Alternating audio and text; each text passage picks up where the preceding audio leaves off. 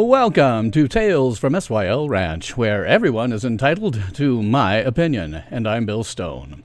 While I have your attention, I'd like to ask that if you like what I'm doing, please like this video, subscribe to my channel, hit the notification bell, share me on social media, and tell all of your friends, family, neighbors, pets, and livestock to do the same.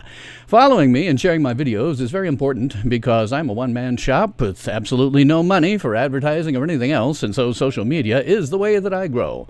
So please follow me at SYL Tales on Twitter and every other social media known to man. You can find a list of them on the About page for this channel.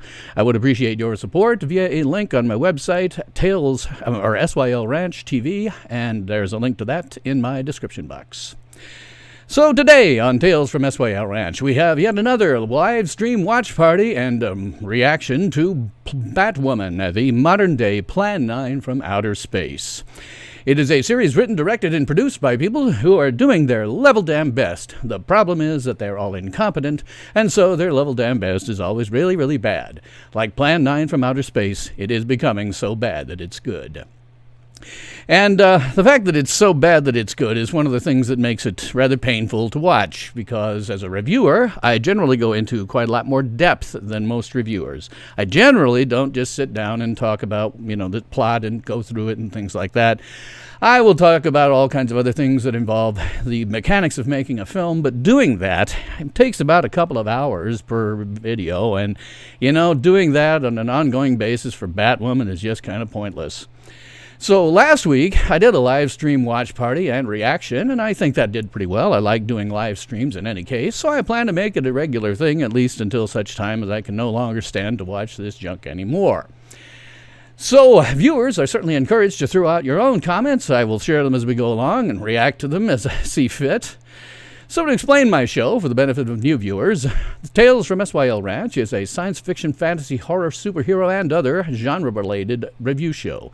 And sometimes I review serious films and TV, sometimes I review schlock, and sometimes I review modern films with a broad appeal, such as the Marvel movies, Doctor Who movie, TV series, The Orville, lately Batwoman, of course, the modern-day Plan 9 from outer space. I do not, however, review or even watch the Star Trek franchise anymore. I only review fan films because Star Trek is no longer Star Trek, and I have talked about this in a video of about the same name down below.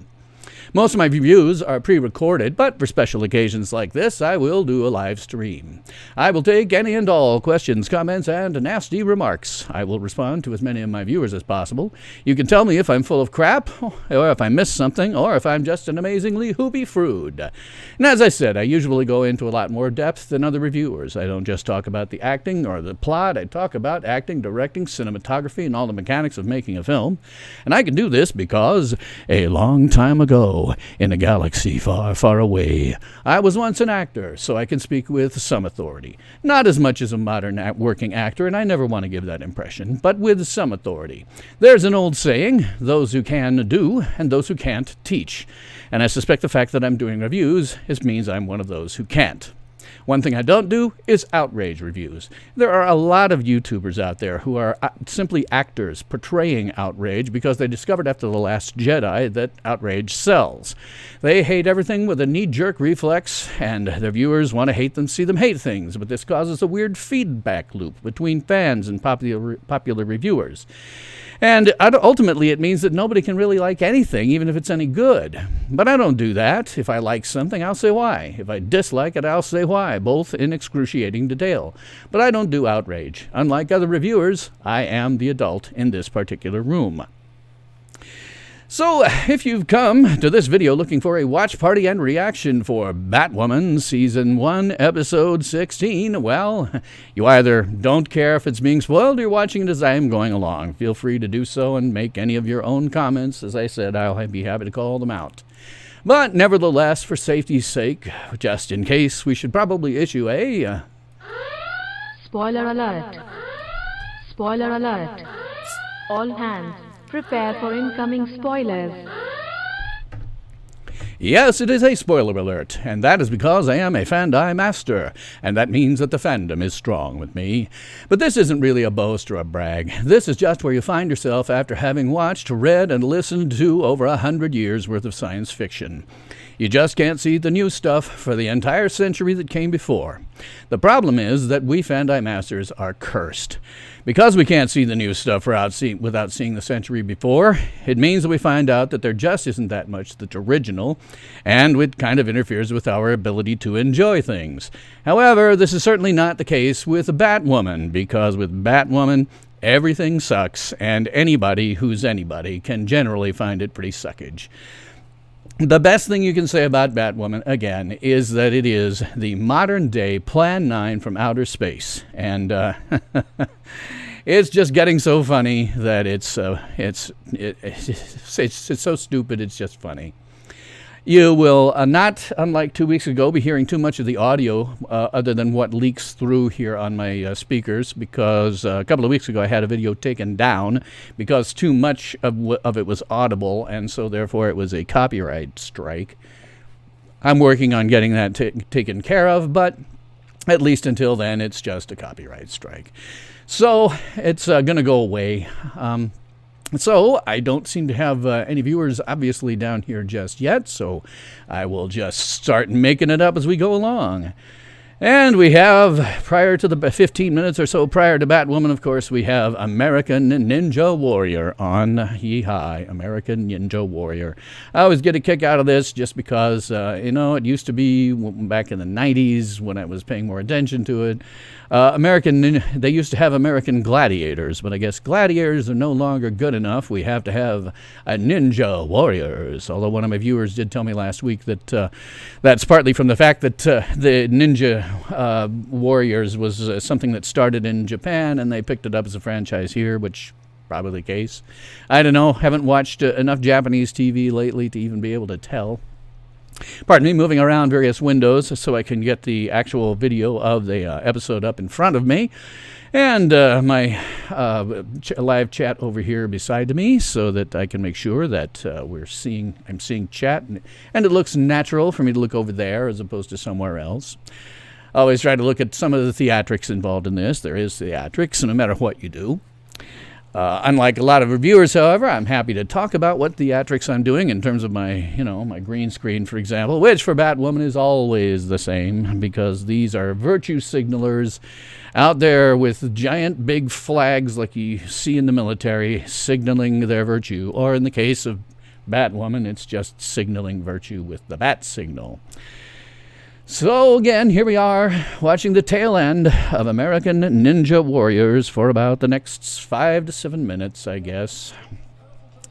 I don't know. I guess I always liked American Gladiators just a little bit better because you had all these people who are, bodybuilders and stuff actually trying to knock these people out of the way. This looks like a variation, basically, of some kind of,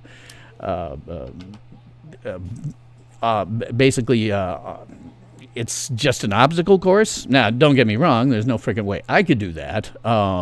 Look at me. I am not going to be doing any obstacle courses anytime soon. But it is a good way, I guess, to do the show. I don't know. It's one of those things that I have to wonder about its reality. I always like to say reality TV shows, for example, are not real. At the very least, somebody is holding the camera and pointing it, and somebody is doing the editing, and there's got to be a lot of that going on here. Ooh, it's American Ninja Warrior Baltimore, so yay-ha for that.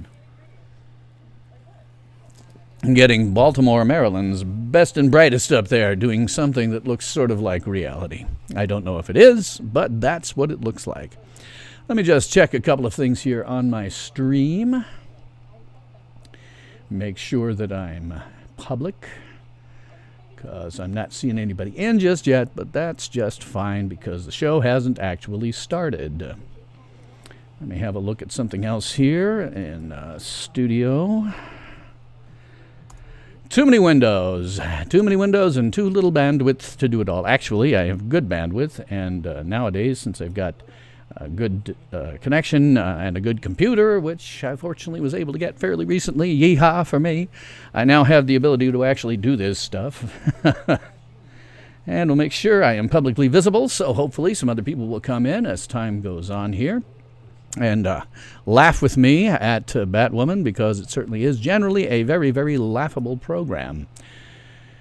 Oh, and here we are again, the commercials. I've said before, I'm just not used to commercials. Just not used to them at all. I get almost all of my entertainment via streaming services that don't cost me dime one. And so watching commercials just gets really, really tedious after a while.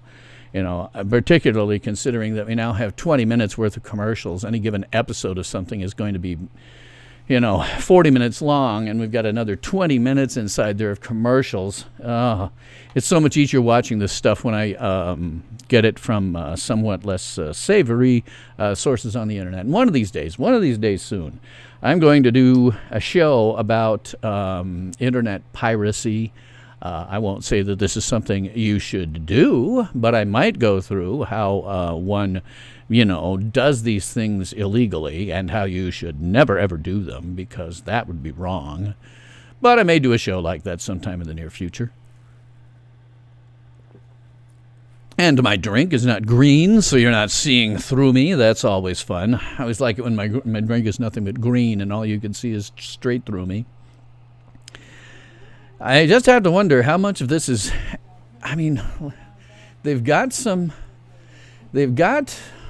it looks like they're outdoors, and they've got a relatively small area set up for, because it's not a very big area. This is one of those things where you always say, hey, wait a minute, how many people are actually out there? Just looking at it, it doesn't look as though there's that many people out there.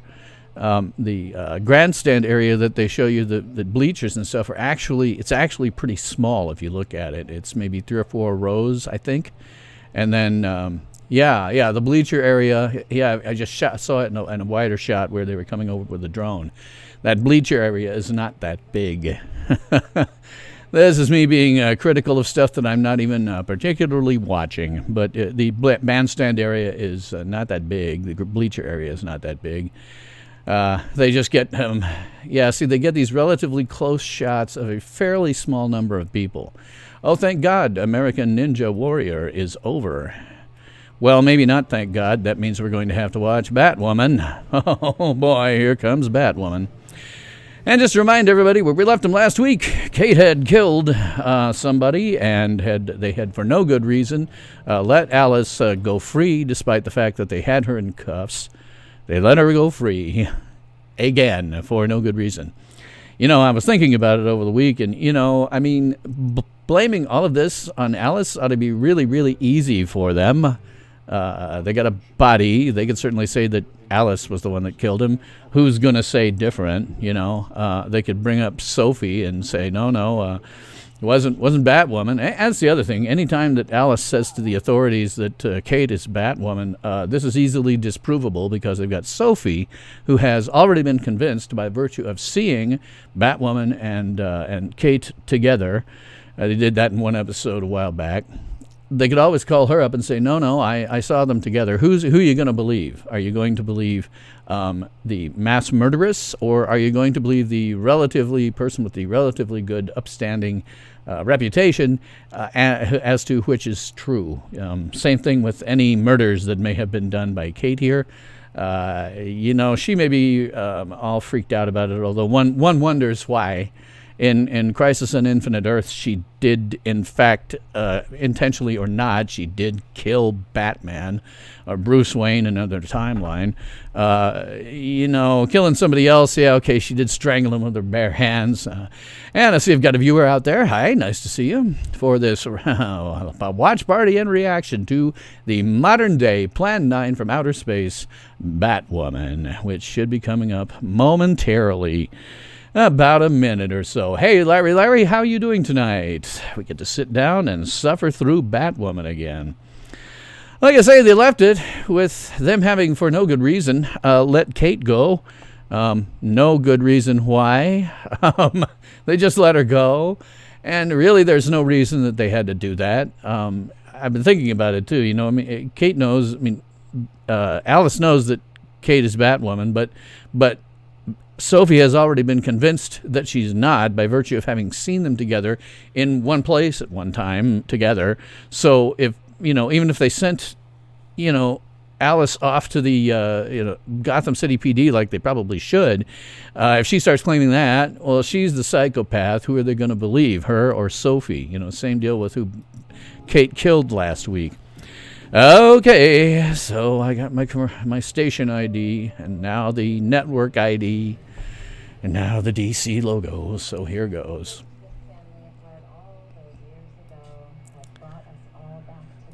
Wait, what? Wait, what? So, instead of trying to blame this on Alice, they're all gathering round to bury Cartwright. Why did they take her out of the cuffs?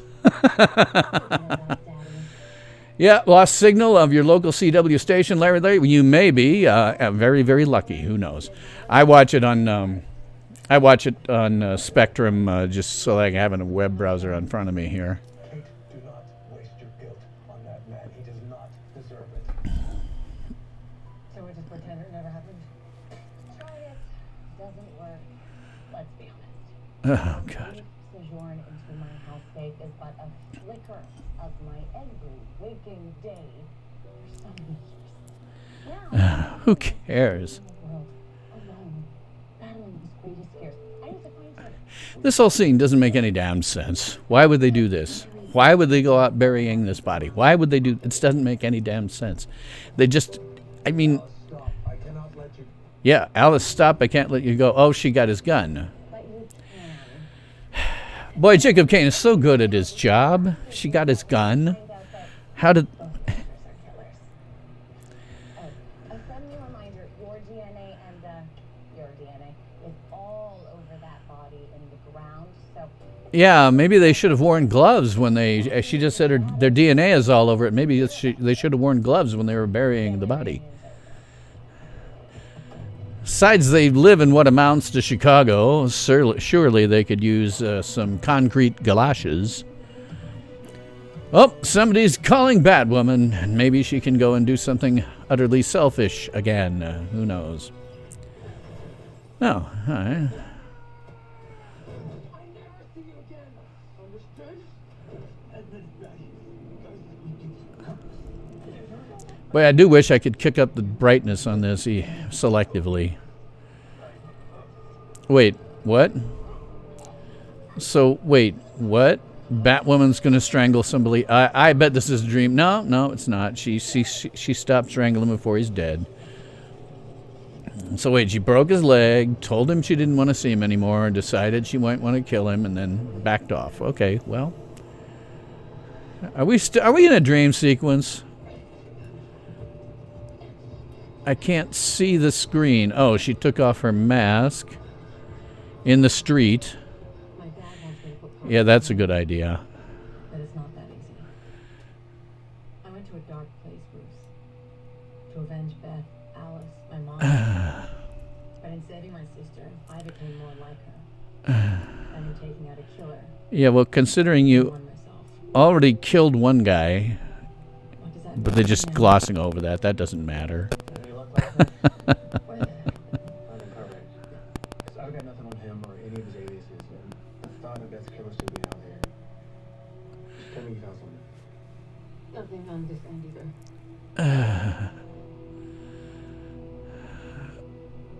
Oh no, it's that bad news that they were going to do. What is it? Reggie Harris's post-conviction relief hearing was moved up. Richie Harris, the guy that killed your dad. When did he get moved up to? Today. Oh, right, that's right. The guy who was in jail, they wanted to save Jacob Kane from a beating where he got stabbed multiple times in the abdomen and blunt force trauma to the head and left in a pool of blood.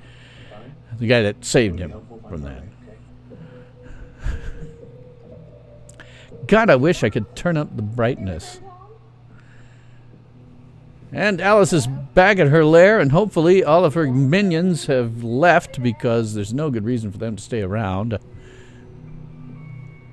You know, Curious. let me shut this off so that I'm not getting interrupted. Yep, your guys all bailed on you. Oh, your guys are all dead. Well, isn't that fun? Saw Digital Ghost after my review and Frankenstein 1910. Cool. Thank you very much, Larry. Glad you enjoyed that enough to watch them. I'll be doing about one fan film per week at this point. One classic, one fan film. When some of the more newer stuff comes back, or if I get to feeling like there's some I need to review, I will be on newer stuff. So, Coriana, is that our new... So somebody named Coriana killed all of Beth's goons. Okay. Footage missing from the sip and dash on the night Lucius Fox was murdered. And a $50,000 cleanup fee sent from the Crows to Leah Nazari, the sip and dash owner. You think the Crows paid Nazari to lose the tapes? Who? That's what I need you to figure out. Well, let's see. I don't trust anyone else to look into it. You shouldn't trust anybody at all, dude. You're running a criminal gang. You're surprised that they do things that are criminal gang-like? I think we can both agree that this is bigger than two different opinions. There should have been footage of Fox's murder. Or wasn't. Let me see if I can meet with Nazari and get her side of the story. So we're going back to Lucius Fox's off-screen death. Consider me back on payroll. And, of course, he's rehiring Sophie. That was a big shock. We've all got to get to this point where they always do in these freaking CW shows where we have, you know, the crew, the backup crew that, you know, behind the scenes. It's just... So what's Kate going to do? Tell her that she killed somebody? That'll be interesting. And I see she's taking her sorrows out for a long swim. Hey. I got your text last night. Late. Like, up. Late. Just checking in to make sure you're good. So, wait a minute. They just did something technologically impossible. She called, sounded like she was leaving a message, but if you send your calls to voicemail, you don't hear the voicemail. You have to listen to that after the fact. Okay. Otherwise, she was just sitting there on the phone listening to her until she hung up she knew she was connected. What are you doing here? I've come to ask for your assistance. Oh, and Alice has come by Kate's bar. Put Dad in jail until capture. Both done at my request. Didn't he also try to kill you? And yet I still am choosing to see the best in him. Ever tried that? All the time. Never works out. When I was dosed with fear toxin, I relived all my worst fears. Oh, I well. can't say for me there's no telling what I would have done to myself or anyone else to make the horror end. Yes, thank God you got that adrenaline injection. Put a bullet in his head. You've got another death on your hands. I want you to leave, Alice. Oh, Precisely the Alice blaming her death on Kate's hands. Isn't that novel? Of course, Kate's an accessory. My cats and rats are dead. What are you talking about? Let's just say subtlety is not a defining characteristic of someone I wronged in the past. Careful, Kate. You're starting to sound interested. Yeah, why does Kate even care? Why should Kate care at all about this? Why should she give a crap? Why should she care? But I'm on condition. And My way. usual Blackwood. Fine, I'm on commission. We do it my way. Considering your way involved strangling a man until he choked to death on his own blood, Jeez. I would love absolutely nothing more.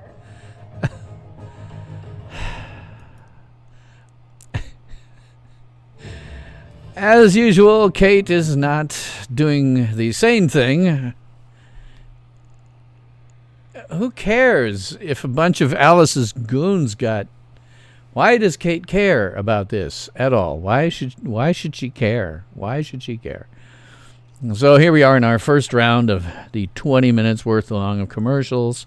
I'm not going to bother to count them out as I did last week. That was kind of a waste of time, but Oh, it's so many commercials. Oh, man. Oh. I've got the volume down, so I don't even have to hear the commercials. Larry says, I'm thinking the Enterprise HC was an experimental or transitional ship between manned ships and unmanned ships. Yeah, that could be. That could very well be. I don't know. I guess there wasn't a bad thing altogether. It's a thin plot attached to a lot of special effects. But then anybody going to FedCon by then had been expecting Tobias Richter's special effects. So having this as a mini episode of fan film, especially one of the first ones, not the first. I'm still looking for a copy of Paragon's Paragon. The guy who produced it has about 10 minutes of it now online, but he hasn't got a full print of it. I really would like to see a full print of that. I'd love to review that. He was apparently sort of trying to adapt James Blish's novel Spock Must Die into a fan film. And what I've seen is a little weird because it was the 1974. So you have a lot of long hair, and the bridge, while as faithful as you could probably make it on a shoestring at that time, you take off my spoiler alert, is probably as faithful as you could make it at that time. Certainly looks very crude by today's standards, and the special effects are accomplished largely by less than, today it looks really crude. Any model work is actually the AMT Enterprise model, for example. So it's a little weird to watch even the 20 minutes that are up there, but I'd be very, very interested in see what an actual full, print of that would look like. Sadly, I can't find any anywhere. And the guy, I'm gonna pound after that guy who actually shot it and has some of it up on YouTube and see why he can't put the whole thing up. I'd like to see the whole thing.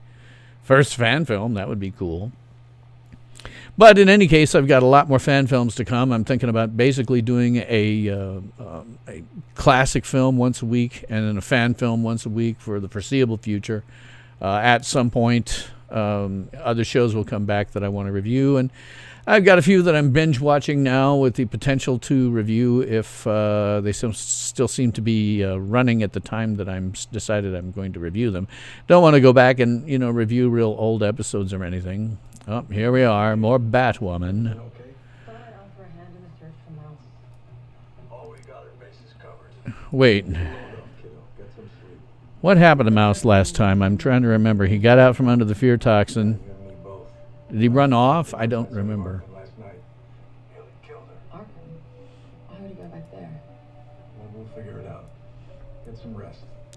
How's the lockdown in the plains? Well,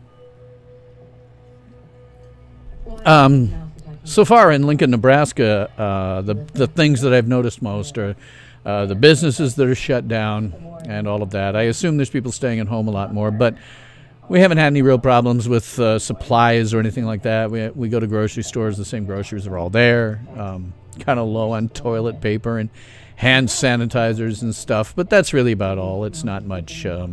It isn't much impactive.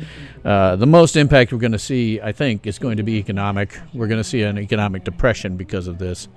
So that's going to be fun. But someone like one of his former nurses. What are you doing? Just checking to see if we're the same size. Why? well, they should be the same size. I do the talking. Go ahead. Oh, look, what? Okay, what? Where are they going now? Hi, I'm Agent Kane, and we're with the undercover unit of Pro Security. Not in trouble, am I? No, but you could be in danger. We're looking for one of your former patients, Jonathan Cartwright. Goes by Mouse. Mouse. Yes, it's a sweet boy, but beyond help, sadly. Oh, that's so sad. We got word that he might be coming here. Here, he's locked away in Arkham. He escaped last year, and we think he's been targeting his former nurses. Do you mind if we wait inside so we can grab him if he comes? Do you mind if we use you as bait so we can grab his comes, as opposed to if they were real crows, they'd station a couple of unmarked cars outside the place and wait for him to show up, maybe put somebody by the back door. Now we're just going to wait until he shows up. What if he doesn't go around killing his nurse? What if this one isn't? Seriously. We buried a body this morning. When did you have time to eat? Oh, man. Again, that whole thing with Cartwright just doesn't make any sense. Just blame it on Alice. Who's going to say otherwise? You know, blame it. This is the case of the people versus Reggie Harris. And if Alice goes telling anybody that, you know, Kate is Batwoman, Sophie thinks that she isn't. She's been convinced otherwise. Who's going to believe who here? You know, the murderess or the Crow? Dumb. If you're going to do something with that body, just leave it where it is. Say you found Alice, killing her, hand her over to the cops, be done. Yeah, Harley Quinn needs to show up and beat her up. Yeah, that would be good. Instead, we have Discount Joker. I understand that the character does appear in the comics, but I'm not familiar with the comic character at all. I really didn't follow it that much. So, his dad's killer is about to get out of jail. And it's winter now in Gotham City. So we're definitely not operating off of real time here. But then again, I'm never quite sure where we are timeline-wise, whether we're dealing with a day or a week or a month or something. I don't know.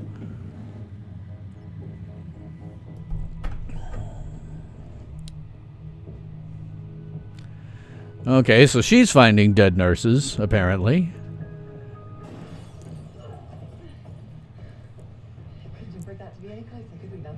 What was this? I work at a special reconnaissance regiment. We intercepted a communique that someone was offering a handsome bounty for your head. When I saw your name, I came calling. Wait, is this somebody we've met? Oh, yeah, this is that British girl we've met before. Well, so am I. Julia Payless, how do you do? I'm happy to tell you everything I know, but can we deal with this first? And she's been shot or something, but isn't bleeding. Okay. Must be like that character Jesse the Body Ventura played in Predator. Ain't got time to bleed. For a show that's not shy about showing severed heads, you'd think that wounds would bleed, but then that would require them knowing something about anatomy, which clearly the showrunners on this do not. Because you don't, and you don't want to admit that I'm better at something than you.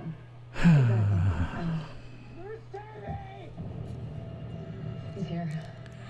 Well, he's not. The adrenaline. He's not exactly. Mouse is not exactly being quiet. Oh, and the crows are there. What are they doing here? Well, Do not lie to me. When would I call them? Have they not left your sight? Yeah, no, stop. Go through them. well, if the crows know that he's going around killing people, why wouldn't they be around? I mean, you guys faked him out, but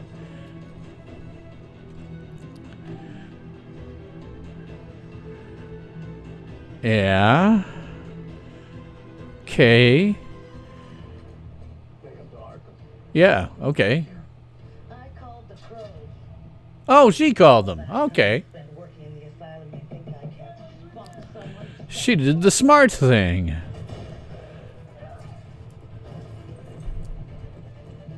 Okay. Yeah, right. They can't be around because Alice is still at large, and otherwise everybody's trying to get her. Oh, this just gets... Okay, so the crows did the smart thing. They started staking out places where Mouse might show up, and then Kate and Alice showed up, and the woman in question didn't believe them for a nanosecond, probably because she's seen... I didn't catch.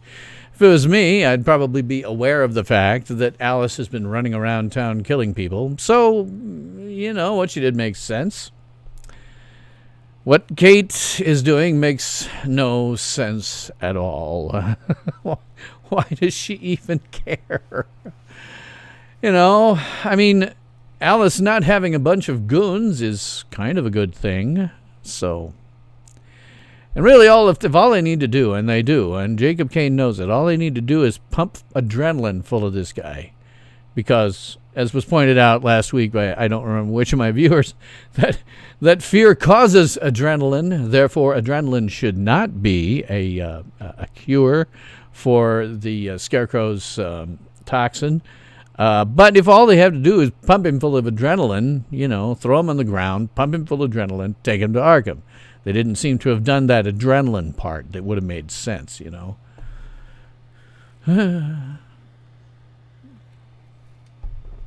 Oh, God. Yeah, just the whole thing with Kate working with Alice just makes no sense. Truss her up. Hand her over to the crows. Just because Mouse was going around killing everybody in sight doesn't mean that Alice shouldn't be trussed up and turned over to the cops. It makes no sense whatsoever. I'm almost past face palming at this point. It's just you watch and you go, okay, how long before it becomes so insane that my head explodes? Who the hell knows? So wait, did I have this? Yeah, okay, I've got the episode name right.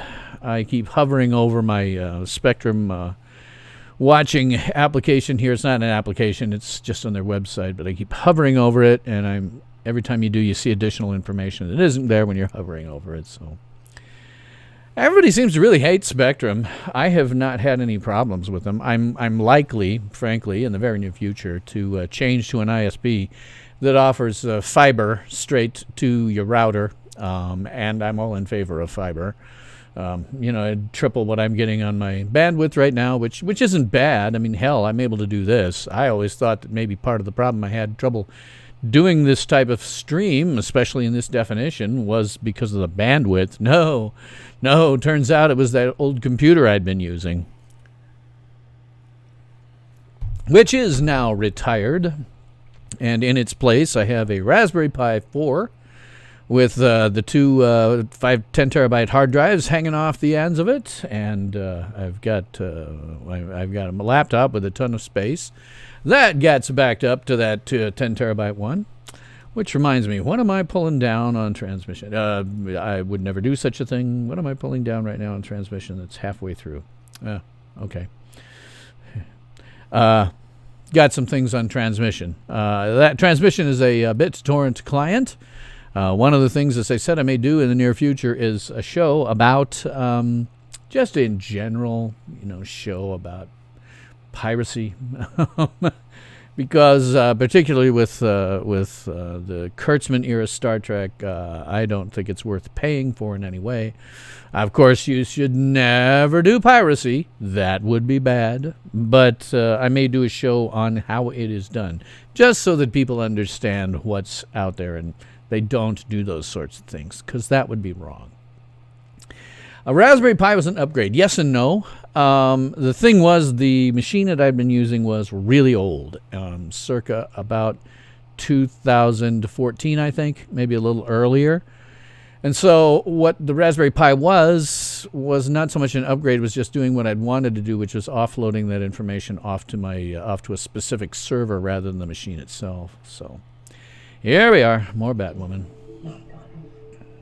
Whatever this is, I want nothing to do with it. When I was under the influence of fear toxin, of all the horrible things I experienced, worst was being left behind. The worst was being left behind. Okay, well, yeah. At night, knowing I left behind. Oh, they're in Kate's bar. Why not? Go back to Kate's bar. And you are going back. We just about it all, baby. I'm pretty sure the sister bonding time is over. Be a breeze. When Mills escaped last year, he showed me all the ways in and out of this place. Sounds like you already have a What? plan, so why do you need me? All the ways in and out of Arkham. Oh, they're going to bust him out of Arkham now? Why is she busting anybody out of anything? Yeah, Larry, I was also very glad to be upgrading, not just the streaming, but also the recording software. Everything changed. Just everything changed. Rendering times decreased dramatically, although I don't really render on my regular videos. I just do that in one take. but rendering dropped dramatically. I look forward to resuming his therapy. Please. Not that again. Oh, so wait, we have creepy doctors at Arkham now. Access to his cell requires 2 keys. The first is in the possession of Dr. Butler. Butler is his name. Okay.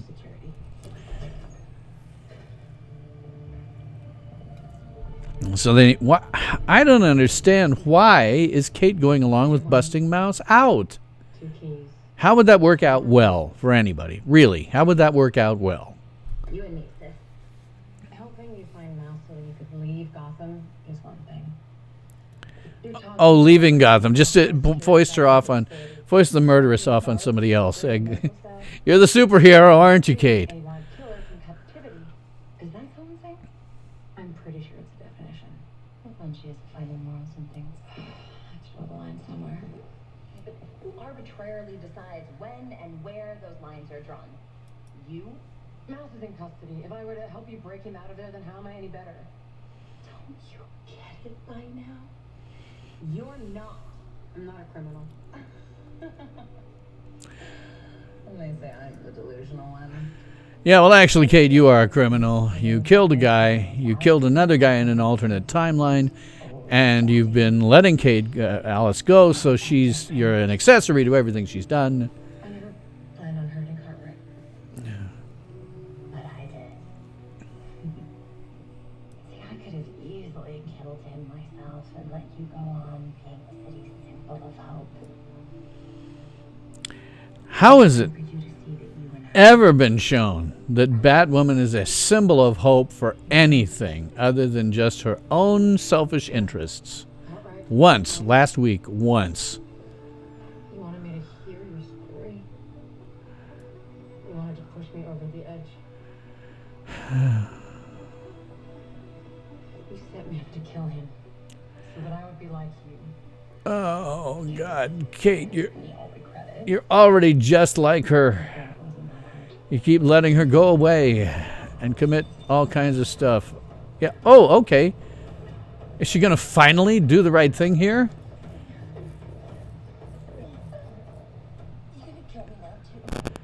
Boy, she does like putting her hands around people's throats.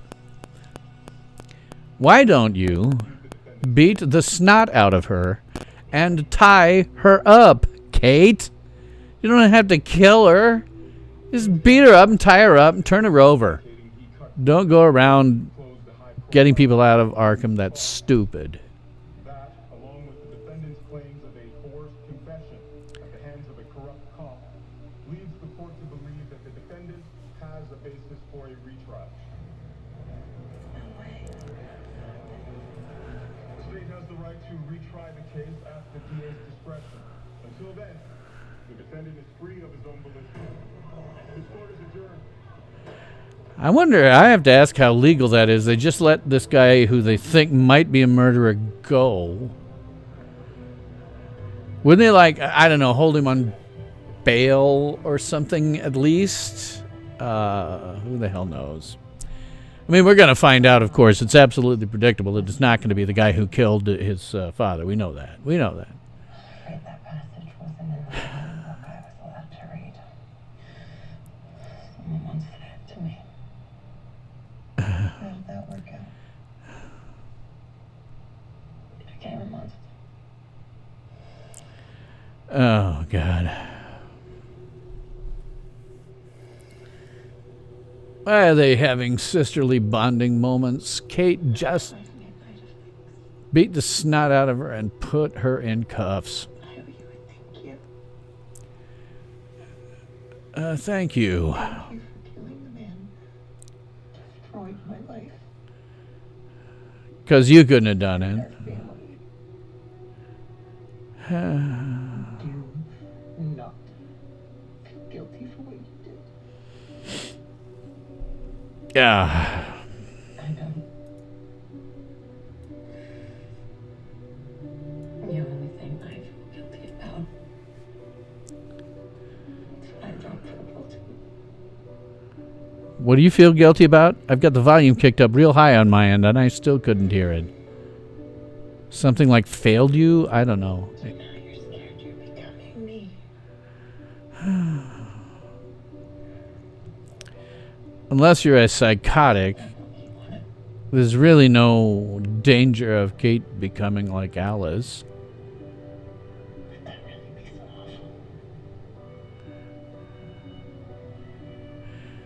Would it be so awful to be a complete psychotic going around murdering people more or less anytime you want for no good reason? I'll do it. Like, Irene, you might be the best. why? Why put these two nut jobs together after having seen what they can do? Why? Why would they do that? Why? Why? Just because she killed a guy who admittedly deserved to be snuffed, but still. Have I ever lied to you? Literally dozens of times. Yeah, okay. I promise. No one will die. Oh, I guess no one will die. Yeah, you can trust her. Yeah, why not? You can trust her. Sure. Hey, after all she's done, why not trust her? Why not? Why not? Why not? Well, we're breaking a killer out of Arkham, so you can't exactly go in disguised as a flying rodent. So now she's going to go dressed as one of the Wonderland gang. And then they have behind the scenes stuff. I got to reload this so that I can. For some reason, my when I'm streaming, sometimes the audio goes out of the doesn't stay the same. It doesn't stay in sync with people's voices. Make sure it's in sync now. Well, you make me the happiest man in the world. Yeah, it is. Oops. Oh, and 7:32. We're at the 7:32 mark, and nothing really has happened to speak of. I mean, there's a couple of things of note have happened. They got, Mouse into jail, but aside from something that makes sense that happens, like, Kate trussing up Alice.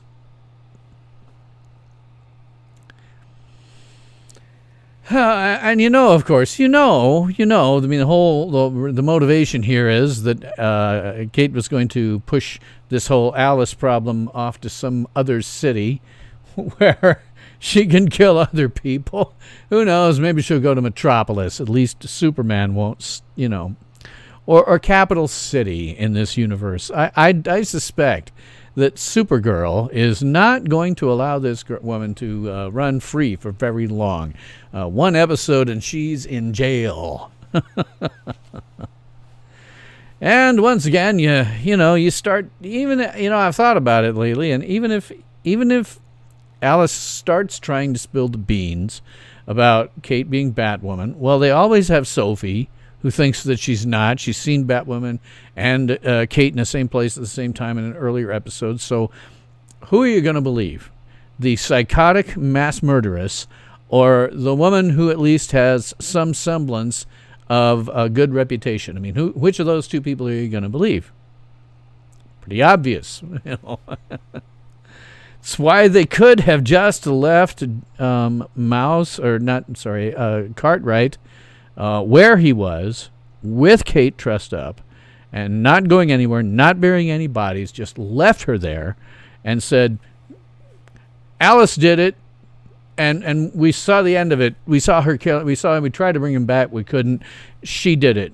I don't think strangulation marks on the throat are necessarily something that you can pinpoint to any one given individual. I don't think.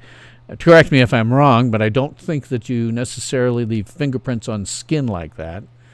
And I don't think Kate's DNA being on him at that point is going to be particularly unusual, considering their story was that they dropped, that Alice must have dropped off Cartwright at Kate's bar. Okay, so having their 2 DNA on it is a lot less conspicuous than digging a grave for the guy. Plus, it was a pretty shallow grave, by the way. Back to Batwoman and Arkham Asylum.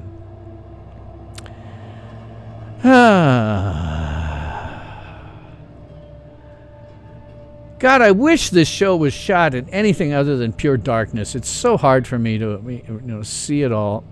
Maybe next commercial I'll try just kicking up the brightness on the 42-inch temporarily. Repeat. Code black.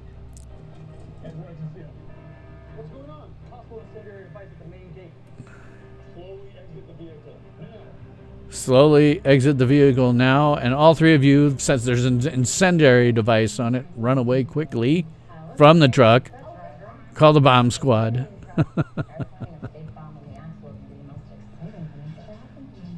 Huh. Nice to know that Arkham. This is how the Joker always escaped. Apparently, the Arkham has a nice underground system of tunnels that you can get in and out of pretty quickly.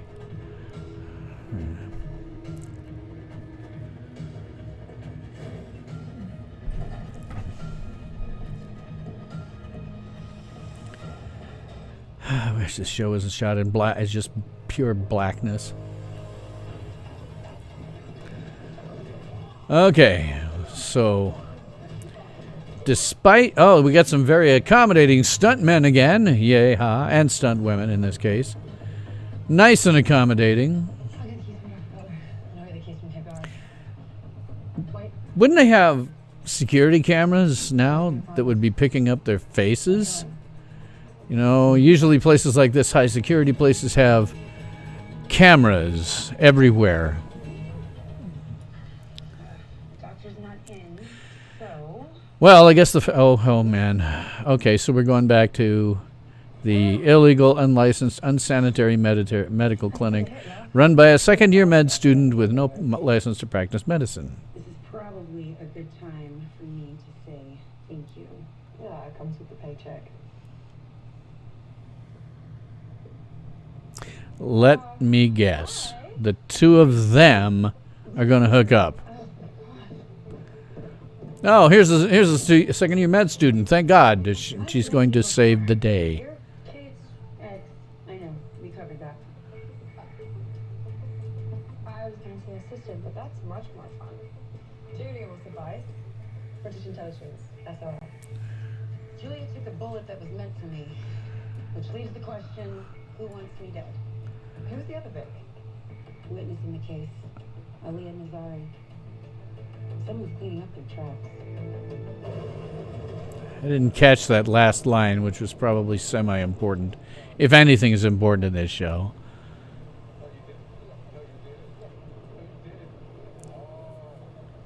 Okay. Oh, I see. So Luke's gonna be stalking the guy he thought was his killer. Luke being sort of a milquetoast dude, and this guy being a big, burly SOB who's been surviving in prison all this time. You murdered my father. I am Ingo Montoya. You killed my father. Sorry. Prepare to die. Your pop's still left because Don't do that. I'd like to do the first thing about my dad. Don't do that. I am Ingo Montoya. You killed my father. Prepare to die.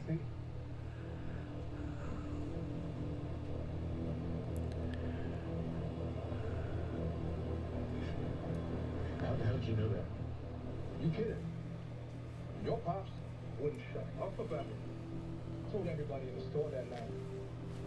My son Lucas is gonna change the world. You heard it here first.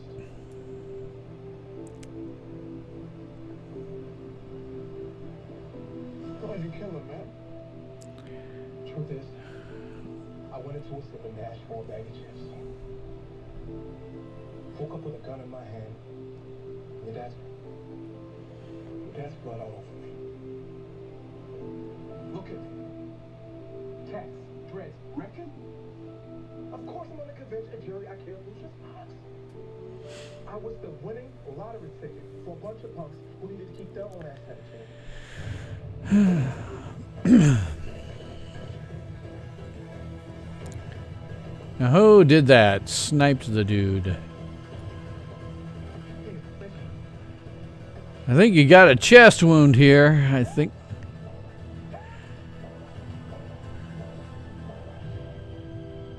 Wait, what?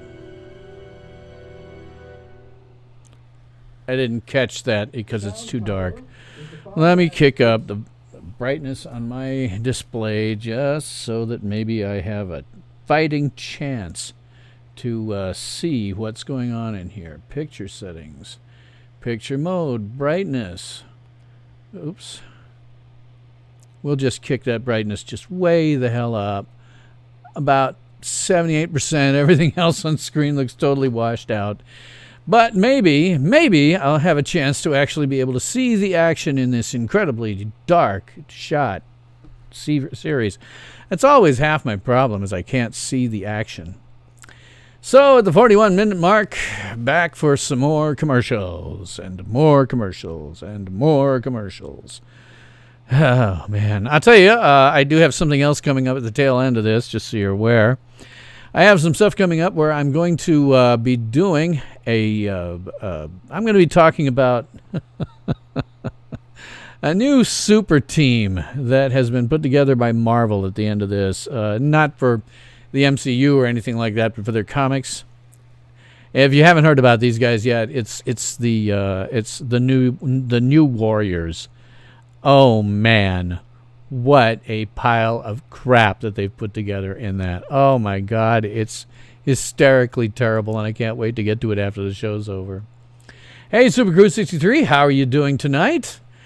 And we're more than halfway through watching Batwoman, and back on our commercials, our endless commercials. And still nothing makes sense. Why is Kate going along with this? Mouse is in the best place he could be, in Arkham. Kate could just have trussed up Alice and left her and said that she killed Cartwright. Nobody would have been the wiser and nobody would have cared. But it's dumb. And for the Flash, and now we're down to probably, I can't tell if it's local commercials or not. I don't know if everybody sees this. I'm never quite certain when they've gone to local commercials versus other ones. This one's for HughesNet, an ISP, and they seem to, at least in the commercials I see, aim to more rural areas, not understanding that over 90% of Nebraska's population is actually urban, but you do see these. With an attractive but inoffensively attractive female doing the ads. Super Crew 63, you got lucky and scored a case of toilet paper. It feels like winning the lottery. I get a kick out of it because I'm hearing all kinds of stories and seeing all kinds of videos and stuff. And here in Lincoln, Nebraska, where we have had 0 cases in the city, there are some in Omaha, which is a city of 1 million. But here in Lincoln, where it's about 340,000, we haven't seen any cases. Got a lot of stuff closed down. All of the sit-down restaurants are closed down. Our drive-throughs, our fast food, they're only allowing drive-through. The grocery stores are fine. You do see less toilet paper and less of sanitizing stuff, but it's not, cleared out. That only happened the first night after Trump declared a national emergency and everybody went nuts. But we haven't seen really very much of it. It's been relatively low-key. I'm kind of an introvert anyway. I may not seem like it when I'm, doing shows like this, but I'm actually generally pretty introverted, and I don't much. We back at the show? Okay, I'll demute it.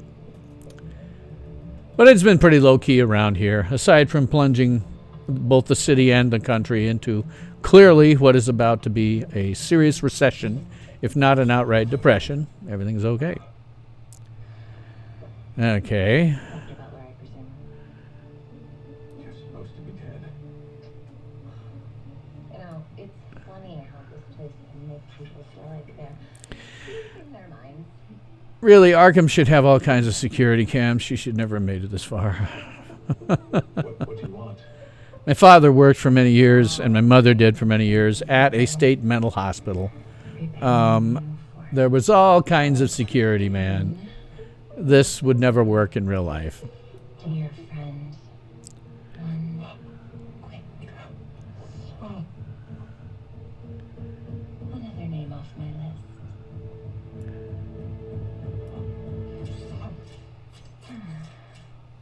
But a promise is a promise.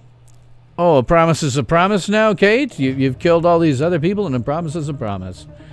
Superguru63 says, it's still crazy here in the People's Republic of California. Yeah, I don't know what it's like at yours. I mean, I see videos and pictures now of the I-5 in Los Angeles that's just absolutely dead. You know, certainly not something I've never seen. I've been there a couple of times, and, you know, I-5 is hideous almost any time of day.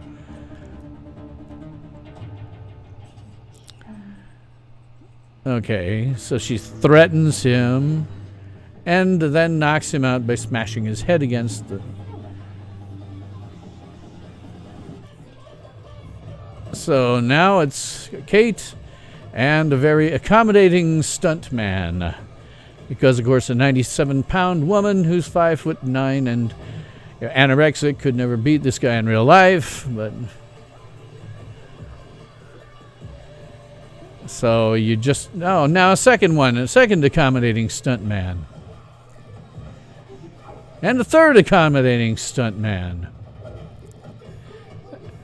Kate ought to be careful. She's not wearing the bat suit, which means if they shoot her, she'll actually take the bullet. And now 2 more accommodating stuntmen. This makes, what, 4 in this scene?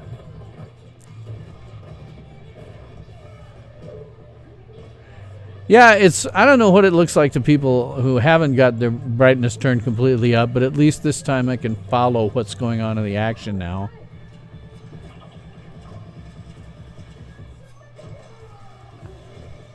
Ah, okay. So just assault some innocent people. Now Kate's all set with assaulting completely innocent people now. Why is she teaming up with her at all? Only reason I'd team up with her is to put her in one of these cells. Find an empty cell, shove her in there, like this one, where they've nicely left the door open. Oh, I guess they haven't. It's a glass door. Okay. So, close the door, Kate. Just close the door. Leave it at this. They're now in a room where they can't get out if you just close the door.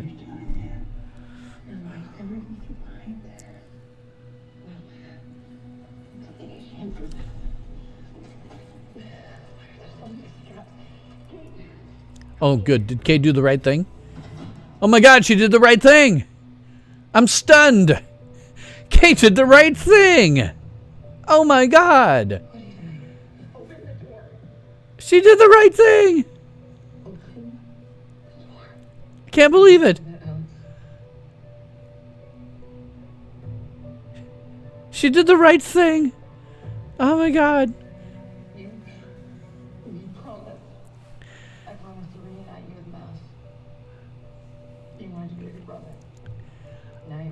I'm stunned. She did the right thing. I'm amazed. Wait. Oh.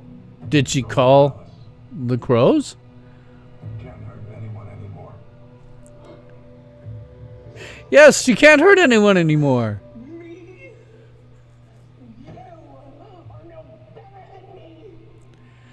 Well, admittedly, he runs a criminal organization, but... Well, actually, you kind of are.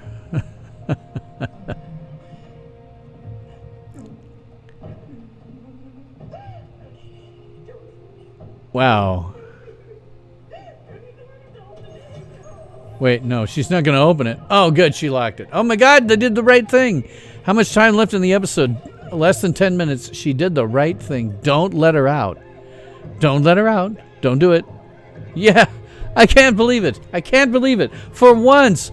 Oh, I can't believe that they finally did the right thing. Holy crap.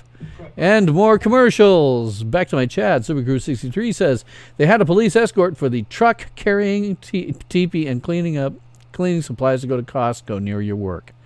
Wow. Wow. We don't have any of that. We really have nothing of that. I'm really glad to say that my city has not lost their freaking minds. As I say, there was an initial run on the grocery stores for toilet paper and stuff like that. Haven't seen any of that. The biggest change that we've noticed is like grocery stores. They won't let you bring your own. My mom has a series of cloth, bags that she takes with her, but they won't let you take those anymore. You have to use theirs. I'm unclear why that matters, because people will take the plastic, and if I understand correctly, the virus can stay on plastic for some period of time. So you got this person up front who is giving out all this plastic to people. The other thing that just blows my mind that nobody ever seems to think about is the PIN keypads, right? Everybody puts their debit card into these things and hits the keypads. And then the next person does it, and the next person does it. I'm sorry, we've got ourselves a nice vector for infection. I tend to look at these things less crazy like this, and I tend to look at it from the perspective of vectors of infection. Where are your most likely vectors for infection? And you get that places like, Southern California, which has, it's a port of entry for any number of places across the world. They got lots of people there all the time. And you have, frankly, a very large homeless problem there. You have, in San Francisco, a completely non-functional sanitation system. These are all very wide, large vectors for infection. Similarly, on the East Coast, to some extent, it's not quite exactly the same, but you're still point of entry for people all over the country, all over the world. Very large population density, same as Southern California. These look like very large vectors. Here in the Midwest, and some of the surrounding states do, well, Colorado has something like 500 cases, I'm not sure. No deaths or anything so far. They have something like 500 cases. They're about the only state that borders us that has any to speak of. And that's really because we don't have that much vector for infection. We're completely landlocked. We are not a port of entry for anyone. And there's really not that much... it's not like people here really have that many relatives on either coast. For several generations now, we've had nothing but people who have lived in, we're back to Batwoman. So we don't have really that much of a vector of infection, which is why I haven't seen any actual infections in my city. Oregon officials have her in isolation on 24-hour watch. That's a good thing. 24-hour watch would be good. Learning to be helping your city wasn't easy. You held a lot of courage. Be easy for me. I just can't believe she did the right thing for once. 16 episodes, she's finally done the right thing. Amazing. Just amazing. It's time. Put Alice behind us.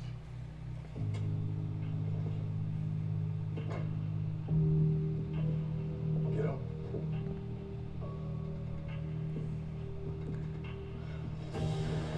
Now all they have to do is, the only thing they have to worry about is Kate spilling the beans about Batwoman. But again, Sophie, as a witness, can say that she knows Batwoman isn't Kate because she's been convinced of this by this blonde woman who's come in on this episode. So I don't think they actually even have a problem, except for that body they buried in a shallow grave. Let me take a look at you. What do you mean it's Reggie's? Went to go confront him, but someone shot him. Who? I didn't see it. GCPD thinks it was a hit. Professional. Reggie gets shot the day he gets released from prison.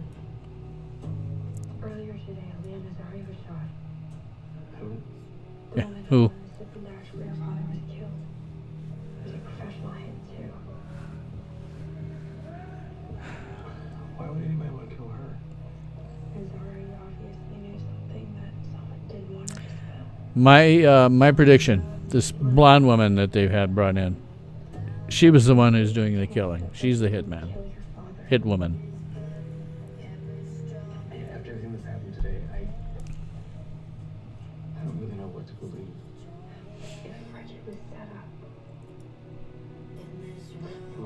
was still out there. Oh, big sting there. Then my dad's killer is still out there. Brum. Reggie Harris's freedom was short-lived today when he was gunned down outside of his home. Just a handful of hours. So far, we have not heard the grating voice of disgraced journalist Rachel Maddow, so that's something. No frills, but no questions either. We'll be safe here. Guy claims he was set up for murder, then gets killed the day of his release. Well, it's not coincidence. This cover-up I've been looking into is centered around Lucius Fox's murder. Lucius Fox. No? He was my godfather. Of course, they had to be related in some way. He was her godfather. Where are you going? I need to check on Luke.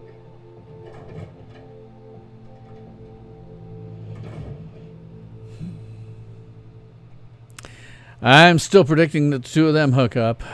Calling from a burner phone. Never a good sign. You were right about the crows, but it goes beyond tampering with evidence.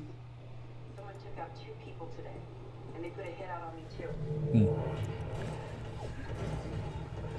Ah, they put a head out in him. Oh, he's... Ah, boy, he's clever. He's looking in a rearview mirror. He's good. Batwoman... she finally did the right thing anyway. Although, one guess as to how long it takes for Alice and him to stay there. So, wait. Who hired you? I don't think he can tell you. He seems to be unconscious. I don't think he can tell you who hired him. Well, I guess maybe we're going to get into a slightly different mystery, unless, of course, and I suspect will happen, Alice is going to get out.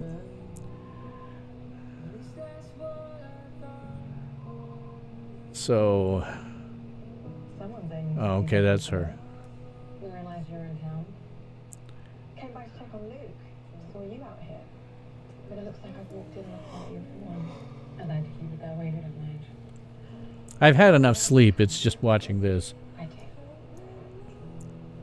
You don't have to say anything, but a friend wouldn't leave you drinking on a ledge.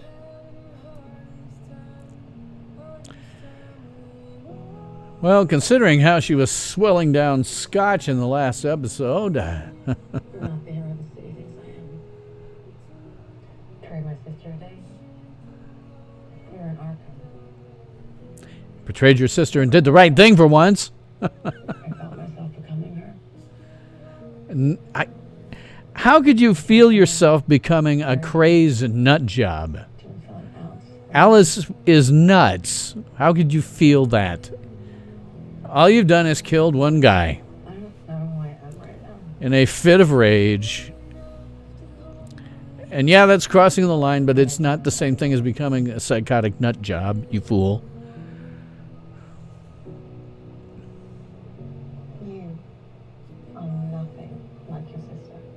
Thank you, somebody with a brain. Yeah, you're not a psychotic nut job who's killed 1 million people. You are, however, an accomplice to all of that stuff for not bringing her in until now. Why did I know? Why did I know we were going to get some sucking face? This is a very poor place to do that. On a ledge. What if you get, like, particularly passionate and go over the edge? Okay, now we're going to find out how it is that Kate and Mouse are going to get out. And by the way, would you ever put them both in the same cell? It was a glorious victory. Nah, okay, good. You didn't.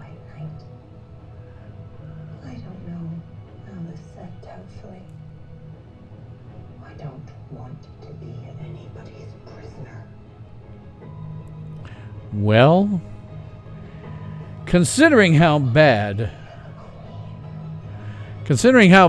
Gotham generally has been in terms of keeping people like Joker and all of the Batman's nut job rogues in Arkham, I think there's some good chance that you won't be a prisoner for very long. So, wait, what? Oh, okay. Wait. So the Supergirl episode is going to be named Alex in Wonderland, according to this. Huh. Well, that's kind of cute. All right, so we're done with Batwoman, and I can say that, wow, there was a fair amount of stupid in it. At least. Finally, after 16 episodes, Kate has done the right thing and turned in Alice. Thank goodness. Oh, I've been waiting 16 episodes for this. Just waiting 16 whole freaking episodes for her to do something like the right thing. So, yay for her. All right, let me get my windows smoothed around here so that I can see things. Okay, so I'm going to talk to you about the New Warriors. Just because we're on superheroes tonight, as an addendum, I'm going to talk about the New Warriors, which is a new comic book, kind of an extension, I guess, of one that was in the 1990s. I never read it, so I don't know. But the New Warriors is a comic that's coming out from Marvel Comics. It is a group of all new characters created by Emmy-nominated writer for The Stephen Colbert Show. And it's also a artist whose name is Luciano Vecchio. Don't know anything about that artist, but they've got a guy who wrote for The Stephen Colbert Show. Yeah. So they're going to come up with these new superheroes. Oh my God, you will not believe this. When I first saw it, I thought this has got to be a joke. But then you watch Batwoman and you go, no, I can actually believe this crap. Here we have the first of their new superheroes. This superhero is called Screen Time. He is a meme-obsessed super team whose brain became connected to the internet after being exposed to his grandfather's experimental internet gas. What the hell is an internet gas? How does that work? I mean, I'm somebody who's IT for 40 years, right? I'm like, internet gas? How is this going to work? Anyway, the guy is, he can see augmented reality and real-time maps and can instantly Google any fact. How does a gas put you in contact with the internet? I mean, we you have this thing called bandwidth, and you're either like connected via radio, like Wi-Fi, or connected via copper, which is a physical copper cable, or connected via these days the fiber optics, but you're not connected with a gas. That doesn't make any damn sense. Anyway, this guy, the continued description of this guy is, does this make him feel effectively like a genius? Well, he sure acts like it does.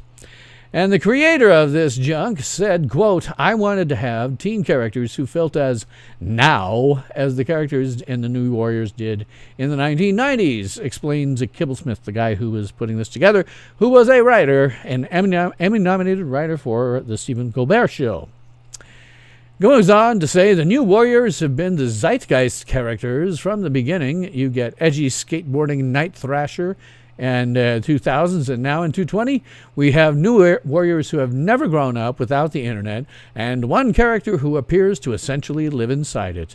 And the word screen time is only ever used in sort of a restrictive sense, and because we're doing a story about teenage rebels, a lot of the names are about teens fighting against the labels that are put on them. So with screen time, we like the idea that he has an infinite screen time. Yeah, his body has cells with Wi-Fi radios inside. I guess that's what your experimental internet gas does. But it gets worse. There's five of these idiots. Then we have B negative. And B negative, well, he is a teen living vampire exposed to Michael Morbius's blood as a child in a rogue but life-saving medical procedure. I don't know who Michael Morbius is. Call me ignorant. I just don't know that character on the Marvel side. He still ages like a regular kid, but he has all the abilities of Morbius. He's also obsessed with all the music and attitude of a classic, long past decade like the 90s and the early 2000s. The world is a vampire, and so am I, he says. That's apparently a quote from this character. And here's what the stupid guy who created this character has to say. Quote, B negative is the goth kid. Really, I never would have guessed. When he was a baby, he got a rogue life-saving blood transfusion, we assume from Michael Morbius, and now he has very similar look and very similar vampire powers, except he has a stupid name, B negative. B negative ages like a regular person, or does he? He definitely drinks blood, or does he? But the designer-artist Luciano Vecchio took brilliant inspiration from the 90s Spider-Man cartoon and gave B negative the leech suckers that the animated version of Morbius had on his palms. No idea what that is. Just kind of looks a little dumb. A little dumb. But, oh, we ain't done yet. We ain't done yet with this kind of stupid.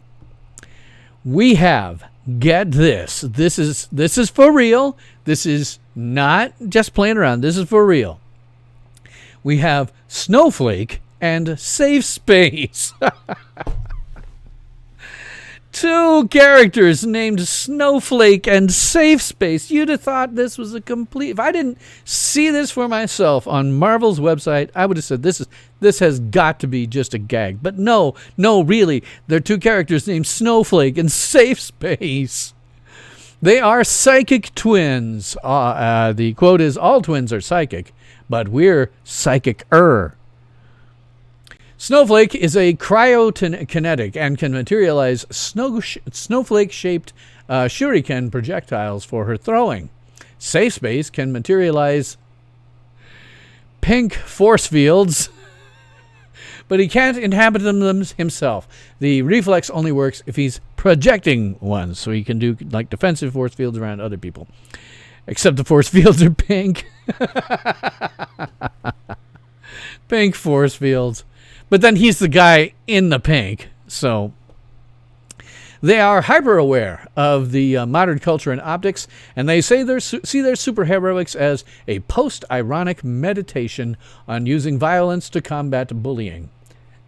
They're probably streaming this. Yeah. Snowflake and Safe Space, says the creator, are twins, and their names are very similar to screen time. It's this idea that these are terms getting thrown around on the internet that they don't see as derogatory. Well, if that's the case, they're fantastically stupid. They take these words and wear them as kind of a badge of honor. Safe Space is a big, burly, sort of stereotypical jock. Really? He doesn't look that big and burly. He can create force fields, but he can only trigger them if he's protecting someone else. Snowflake has the power to generate individual crystallized snowflake-shaped shuriken.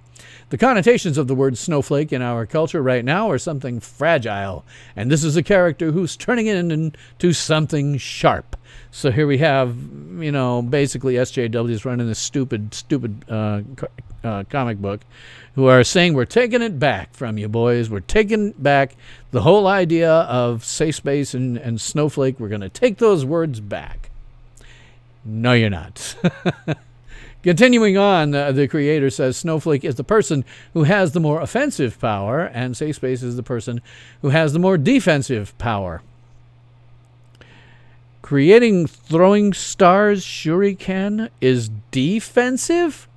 That sounds like kind of offensive to me, what throwing them and all. Anyway, the idea is they would mirror each other and complement each other, hence them being twins, I suppose. And then, just to top this whole nightmarish, stupid off, we get Trailblazer. Yeah. Oh, sorry. That was the whole team. I got to go back to my other window and use my keys. So, Trailblazer is a regular kid scooped up into the world of teenage superheroing. She has a magic backpack that is actually a pocket dimension filled with seemingly infinite space, stealing much from Doctor Who, are we? From which she can pull out useful or random objects. It's not always under her control. Sounds like a great superhero. She claims to get her power from God, but not the God that you're thinking of. She's, and this is a quote from the creator, she's a group home and foster kid who is volunteering at a senior center when this mysterious threat shows up, and Night Thrasher, who was one of the original New Warriors back in the 90s, 2000s, runs to the rescue.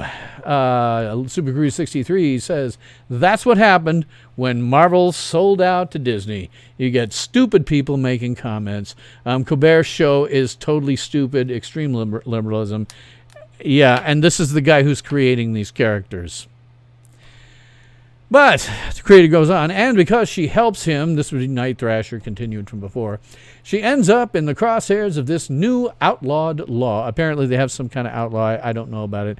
Happened to see it for research, that you can't be a superhero if you're a teenager. And, of course, all these guys are. Trailblazer wants to help people, but she doesn't think of herself as a superhero yet. The Marvel Universe, he says in conclusion, is a reflection of our own. And when a new law goes into place, it affects people in unforeseen ways. Oh, my God. You know, this is just like, I mean, don't get me wrong. I have nothing against people who are bigger. I really don't care about it. I don't care at all. But as a superhero, you know, something that usually requires running around and physical exertion and stuff like this. This is not going to, if you're an average criminal, this is not going to, you know, strike fear into your heart. This is not, it's just dumb. So put them all together. I have a picture of the entire team together. One thing I like to notice here is Snowflake and Safe Space. Again, they're twins here, right? But the way they've got them drawn seems a little bit on the incestuous side. You know what I'm saying? I never really, you know, did that with my sister. I certainly don't now. Seems kind of weird. I don't know. But it does seem to have some incestuous overtones about it. But you know what I like to get a kick out of too. What I really get a kick out of sometimes is, you know, this is where we started, right? I mean, there's only one woman there, grant you, and we have two here because of diversity, I guess. But I mean, the Avengers have had multiple women on their team at various times. So we go from this, you know, people who will strike terror into the heart of your average criminal, into this, who will never strike any kind of, you know, terror into anyone's heart. I mean, would Thanos, for a nanosecond, think these guys are any kind of threat? You put these guys up against Thanos, he's just going to go, you idiots. Point one. He doesn't need the Infinity Gauntlet.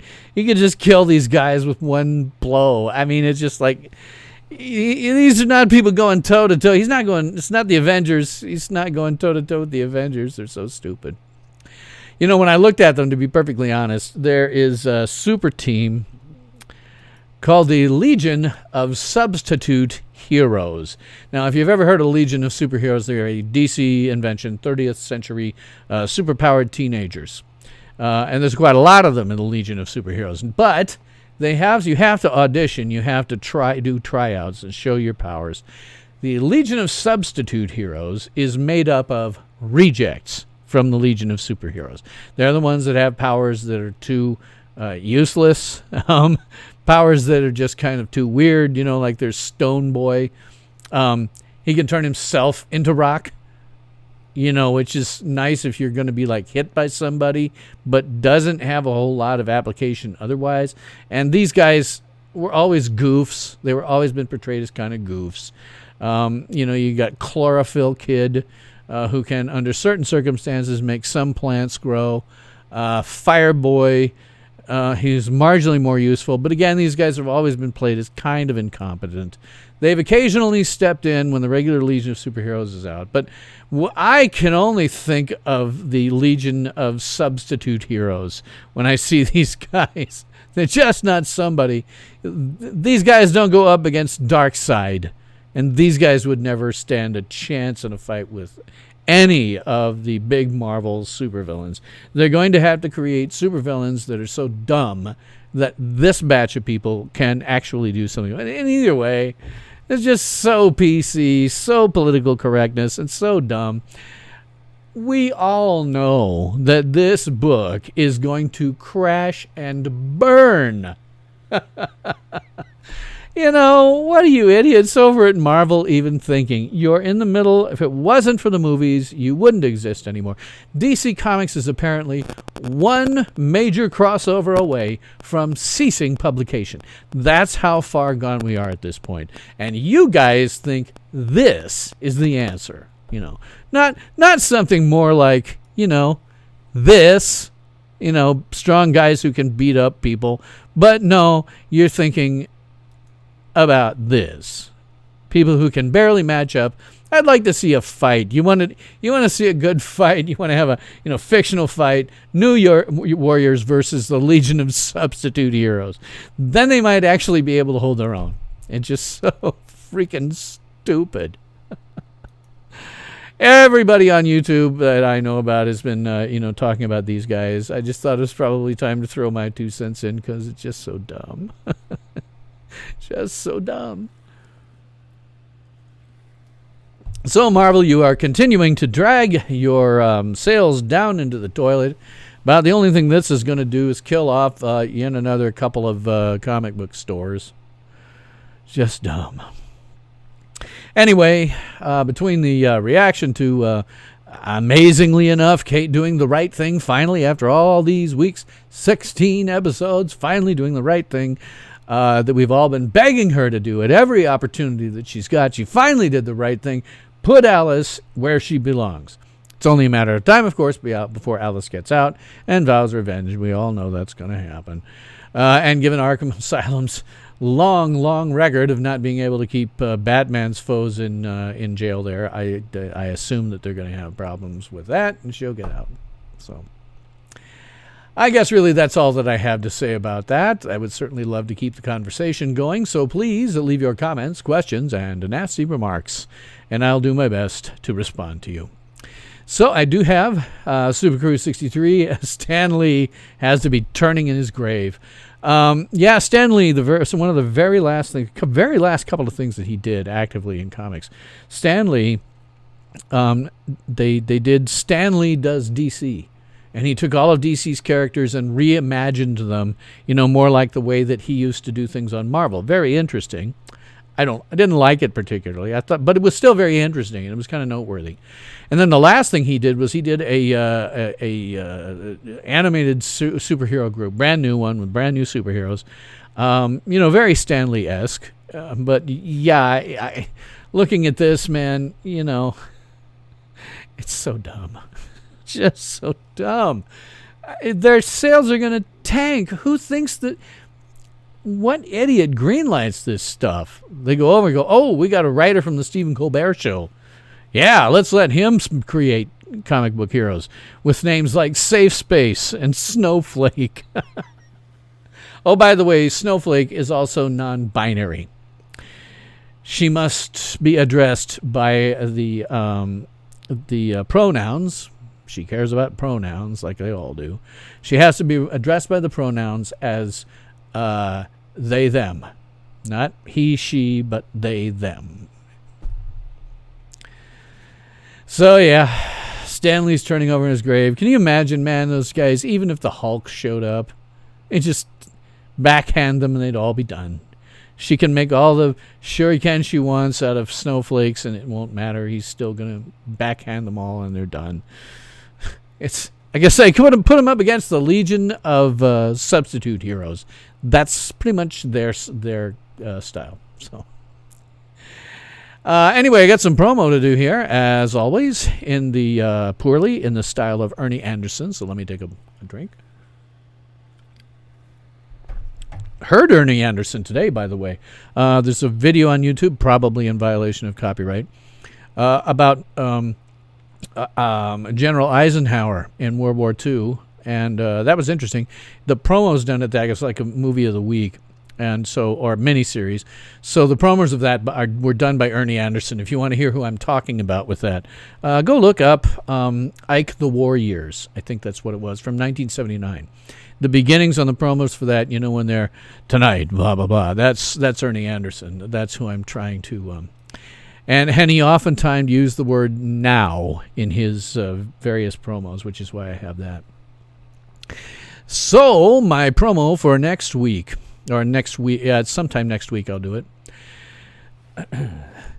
Next time on Tales from SYL Ranch, the 100th anniversary of Dr. Jekyll and Mr. Hyde. That's next time on the Fandi Master's 100th anniversary of Dr. Jekyll and Mr. Hyde. And actually, I'll be doing two reviews of Dr. Jekyll and Mr. Hyde. Bizarrely enough, two of them came out in the same year by different studios and different productions. This is the first one. The second one comes out. They were actually released within a couple of weeks of each other. So my next Dr. Jekyll and Mr. Hyde are going to be shortly after that. This is just the first one. So in any case, thank you very much for watching. I always like doing these live streams, and having it as a weekly event I think is a pretty good deal. I'll keep doing them, especially now that Kate did something smart. So thanks for watching. That is all the time that we have today for this episode of Tales from SYL Ranch, where everyone is entitled to my opinion. And I'm Bill Stone.